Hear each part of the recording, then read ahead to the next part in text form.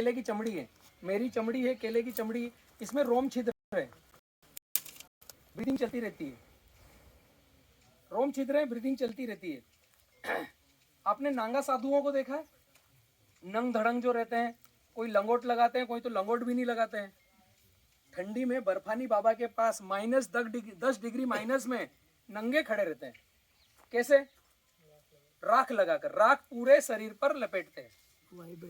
तो ये जो रोम छिद्र है ना, ये पूरे बंद हो जाते हैं। रोम छिद्र बंद हुए तो ठंडी में ठंड लगेगी नहीं, गर्मी में गर्मी लगेगी नहीं, बिना कपड़ों के आप रह सकते हो।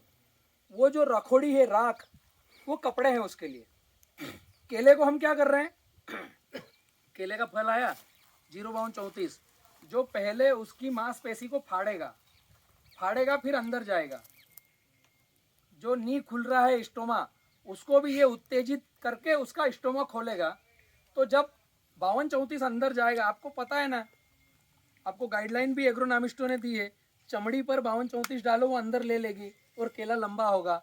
जब वो अंदर ले लेगी तो ठंड को भी लेके अंदर जाएगी, ठंड को लेके अंदर जाएगी तो चिलिंग नहीं आएगा, नहीं तो क्या करेगा? फिर व्यापारी आएगा, ऐसे छीलेगा, बोलेगा चॉकलेट 2 रुपए किलो कम। हम पैसे दे करके चिलिंग को बुला रहे हैं। समझ रहे हैं हमारी गाइडलाइन किस दिशा में जा रही है? फल आता है, बहुत सारे गाइडलाइंस आते हैं। एक आता है फंगीसाइड डालना है, एक आता है इमिडाक्लोपिड डालना है। 2 चीज हो गई।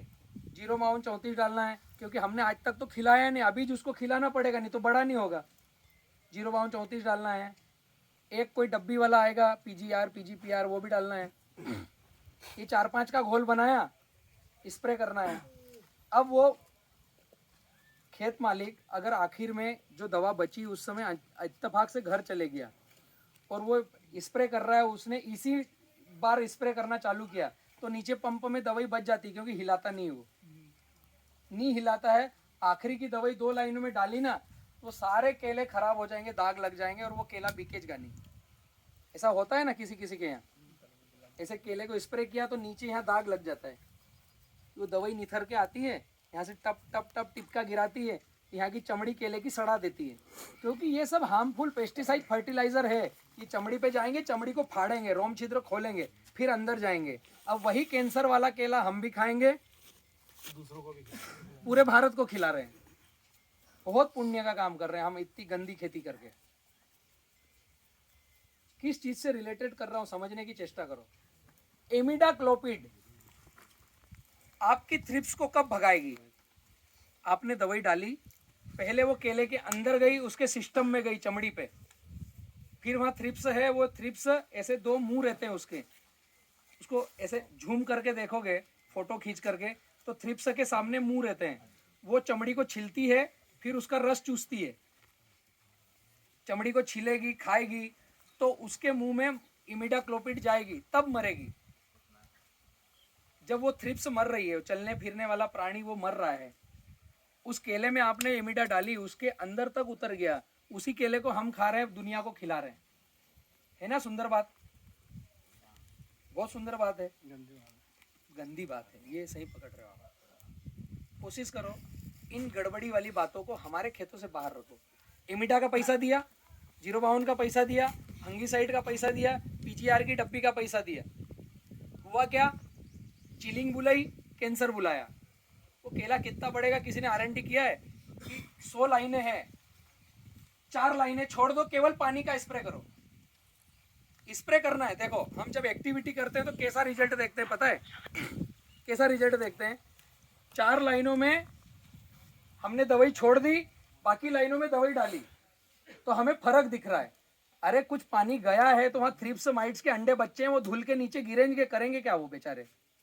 तो जो 4 लाइनें छोड़ना है उसमें पानी का स्प्रे करो। रिजल्ट देखना है तो पानी का स्प्रे करो। इधर जो दवाई आपको डालना हो मन पसंद वो डालो। 4 दिन बाद रिजल्ट देखो। जो अच्छा काम करता है वो काम करो, आगे बढ़ो, कोई मना ही करता है? हम काम करते हैं, कुछ डालते नहीं, इधर डालते हैं, तो कुछ डालते नहीं तो कुछ मिलता नहीं। अंडा बच्चा वहीं पड़ा है, वो खा रहा है। जैसे ही पानी का स्प्रे करोगे, पानी उसको धो देगा, नीचे गिरा देगा। एक बार वो अंडे बच्चे की साइकिल हट गई, नई साइकिल आने में टाइम लगेगा। जब तक आपका केला खड़ा होकर के तन जाएगा, कड़क हो गया, अब उसको थ्रिप्स आएगी, खा नहीं पाएगी। खाएगी कब? ये अवस्था में जब कोमल निकल रहा है। अभी इसको स्क्रैच लग सकते हैं। अभी नीचे जा रहा है, घूम के वापस आएगा, सीधा होगा। अभी नीचे गया, घूमा, एक बार अंदर हुआ, फिर सीधा हुआ। सीधा होगा जब ये अभी पीला हरा है, फिर हरा पीला होगा, हरा कलर बढ़ जाएगा, कड़क होगा, मैच्योरिटी आएगी। उस समय थ्रिप्स माइट्स का कोई काम नहीं। आए तो आए, ना जाए तो जाए। काम कब है? अभी जब निकला है। दवाई कब डालना है? मिट्टी का स्प्रे। कमल निकला, पहला छिलका हटा, यहां पर मिट्टी का स्प्रे जाना चाहिए।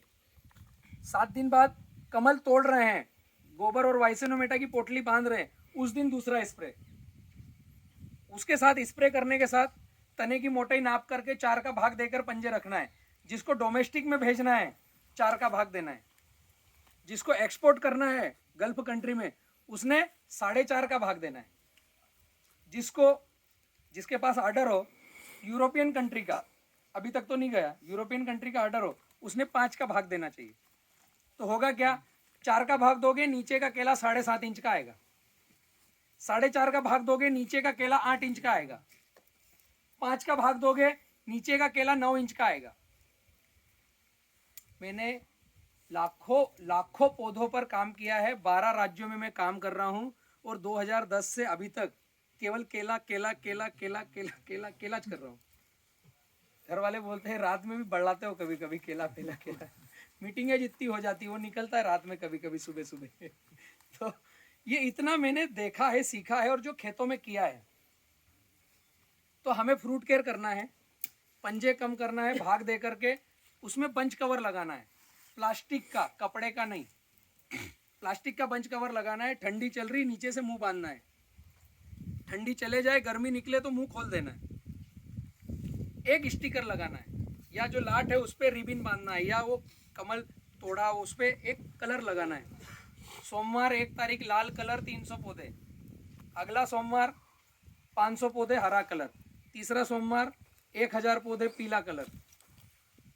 सप्ताह में 1 बार केवल कमल तोड़ना है ने थैली लगाना है। रोज नहीं जाना कमल तोड़ने के लिए। इस सोमवार, उदाहरण बता रहा हूँ, इस सोमवार जो हमने फ्रूट केयर किया, अब जितने आना होंगे अगले सोमवार उनको करेंगे। पहले दवाई डाली तो जो निकल रहे हैं उस पर भी डाल दी, जो निकल गए हैं उस पर भी डाल दी। तो आपकी दवाई एक बंच पे कितनी बार गई? 2 बार। कमल निकल रहा है, उस पर माटी का स्प्रे किया, पैसा लगा?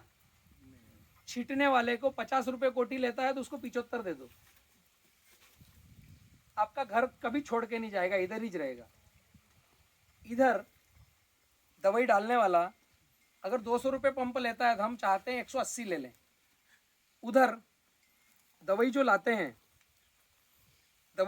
हैं 2000 रुपये लीटर वाली पसंद नहीं आती, महंगी चाहिए। 2500 रुपये लीटर वाली कौन से? एमिडाक्लोपिड 700 रुपये लीटर मिलता, वो नहीं चाहिए। 2200 रुपये लीटर वाला कौन सा? ये असर करेगा। उस मजदूर को 200 रुपये कोठी का पानी डाल रहा है, वो छीट रहा है, उसको 220 देने में हमारी जान जलती है। उसको कहते हैं 180 ले ले, तेरा भाव कितना बढ़ाएगा? जैसे ही हम ऐसा बोलते हैं उसका दिमाग चालू रहता है, किधर दूसरा मालिक ढूंढना है। जिधर मालिक मिला इधर छोड़ के चले जाएगा। आपने कितने ही पैसे दे के रखे हो, काम क्या करना है? पैसे बचाना किधर से उधर से बचाओ, जिधर देना है उधर दिल खोल के दो। समझ में आ रहा है? हम 2 काम करेंगे। एक काम क्या? व्यापारियों की आज के बाद इज्जत करेंगे, उनसे लाड़ प्यार से बात करेंगे। अगर वो हमारे घर गांव में आ रहे हैं उनको बिना चाय पानी नाश्ते के भेजेंगे नहीं। जो मेरा मल्ला देखने आ रहा है उसको कम से कम मैं नाश्ता करूँ। व्यापारियों की इज्जत करना, जो मुझे भाई मानता है ना, वो आज से चालू कर दो इस मीटिंग के बाद।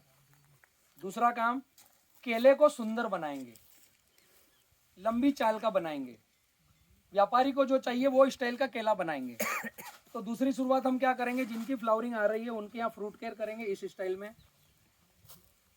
बैगिंग करने को नहीं है, ग्रुप के साथ जो जुड़ा है ग्रुप बैग भेज देगा। माल कटेगा उस दिन पैसे दे देना।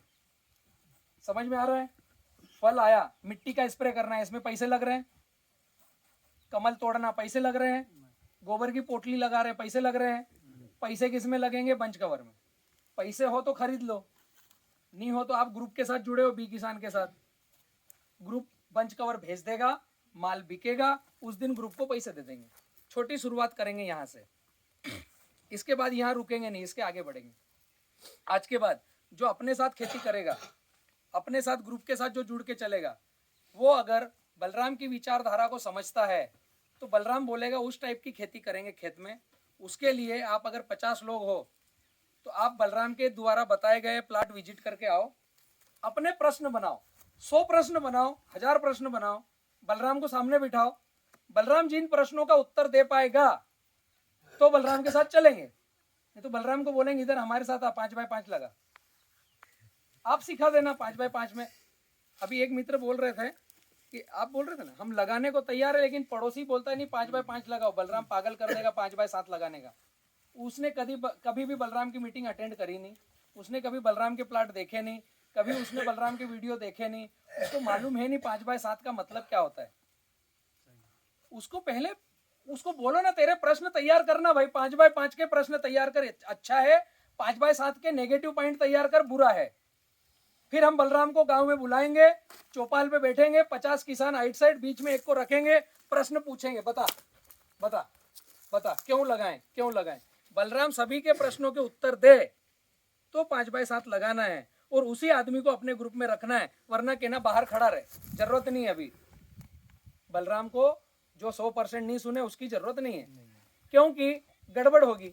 अभी अगर भैया बोले कि ये रेवा का पौधा है और इसमें गड़बड़ है, बलराम भाई आप गाइडलाइन सही नहीं देते हो, तो रेवा का पौधा है यहां तक सत्यता है, बलराम की गाइडलाइन काम में नहीं आती, ये गड़बड़ हुई ना।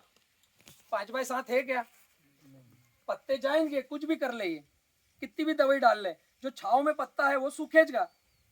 जिन क्षेत्रों में बहुत ज्यादा करपा आ रहा है, जिन क्षेत्रों में बहुत करपा आ रहा है, वहां 5x9 लगाने के अलावा कोई विकल्प नहीं है, करपा आता रहेगा। जिन क्षेत्रों में कम करपा चरखा सिगाटों का आ रहा है वो 5x8 लगा सकता है। जो नए क्षेत्र हैं, जो पहली बार लगा रहे हैं, जिनके यहाँ थोड़ा बहुत ही सिगाटों का आता है, वो 5x7 लगाओ, एक बार लगा करके 3-4 कटिंग लेंगे, हर साल पौधा खरीदने की जरूरत नहीं।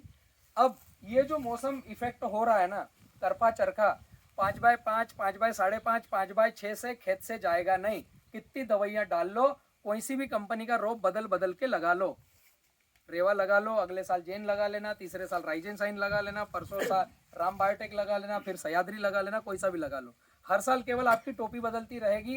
5x5 लगाया, खेत में से करपा जाएगा नहीं। समझ में आ रहा है मैं क्या बता रहा हूँ? इस स्टाइल में खेती करेंगे, फ्रूट केयर करेंगे, आने वाले समय में एक जैसा खेत करेंगे। पौधा लगाना हो ग्रुप में ऐड कराओ, जिसके पास पैसे हो पैसे दे के ले लो, जिसके पास पैसे नहीं है ग्रुप पौधे भेज देगा, माल कटेगा जब पैसे जमा कराएंगे। 4 महीने बाद आ रहे हैं, 4 महीने बाद दे दो, जिसके पास आधा पैसा है आधा जमा करा दो, ग्रुप पौधे भेज देगा। ग्रुप में रहेंगे, 100% फॉलो करेंगे तो कंडीशन अप्लाई। तो यहां तक हम रुक नहीं रहे, कुछ व्यापारी हमारे ऊपर निवेश कर रहे हैं। एक है विनीत अंकल जो चेन्नई के हैं, एक व्यापारी की स्टोरी सुना रहा हूं, ऐसे सैकड़ों व्यापारी अपने साथ ग्रुप में।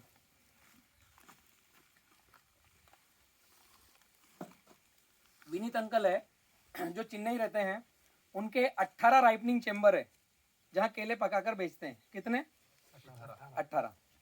एक चेम्बर की कैपेसिटी है 6000 मेट्रिक टन एक साल का, एवरेजन 20 टन पर डे, रोज का 20 टन का माल चाहिए।